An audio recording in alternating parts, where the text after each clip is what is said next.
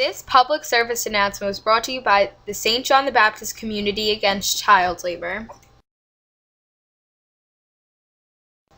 History shows us that child labor dates back all the way to the 1700s. During this time, we caught a glimpse into the harsh beginnings of child labor.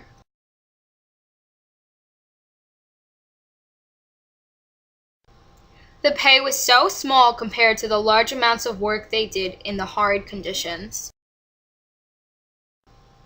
As we progress through history, we find ourselves reflecting on the 1800s. In the 19th century, most child workers in factories were from orphanages and were not paid.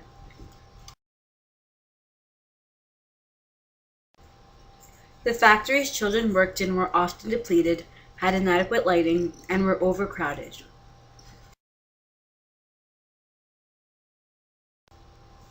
In the mid-19th century, more than 50% of factory workers began their work before the age of 10.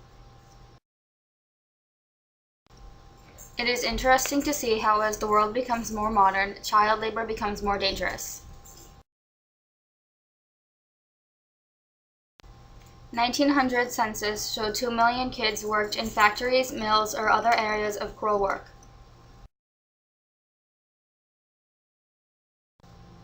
Even though laws like the Keating-Owen Bill were passed, child labor continued. And yet, as we progress through history, child labor is still prevalent in the 1950s. Many children found working in factories were sick, filthy, and malnourished. The National Child Labor Committee had to enforce their ban of child labor throughout World War II. 215 million children were still found working in the 2000s. In 2006, approximately 75 million children were not in school.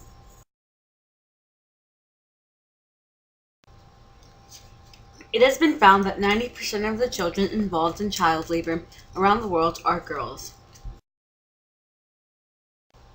Today, we still find children producing various types of goods such as clothing, coal, diamonds, fish, sugar, and even children's toys.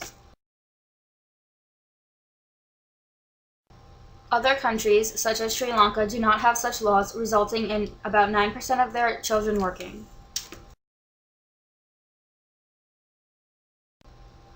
North Korea has been found to have as many as 16 child labor camps.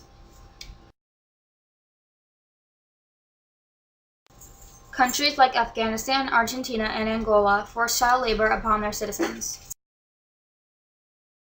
Can we ever stop this terrible cycle? That was a very powerful video, right, Nicole? Yes, it truly was indeed. Now we have a special guest, a victim of child labor herself. Camila Fernandez. Hi, thank you for having me. Welcome, thank you for coming. So, what questions do you have for me today? What was it like working in Argentina? Working in Argentina was interesting. First, as a child, I worked on a blueberry farm. Then, as I got older, I progressed to working in different factories. What were the factories like? The first factory I worked in was a clothing factory. It was interesting. Then I worked in a brick factory, which was much harder work.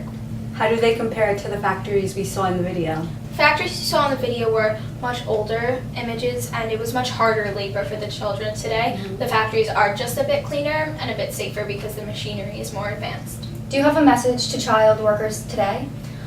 Don't be discouraged, and I believe that if you're in Argentina producing blueberries or garlic, cotton, bricks, or clothing as I did, it'll get easier, and as you get older you'll find more opportunities for work. And what were the other children like? The other children were nice. We worked together as a family, and I think that's the most important thing they need to keep in mind. No matter where you come from, no matter what you're making, you're working together. Okay. You're very inspiring. Thank you. Thank you. It was a pleasure having you on the show. Thank you. Thank you for having me. Nice to meet you. Nice to meet you. Have a nice day. You too.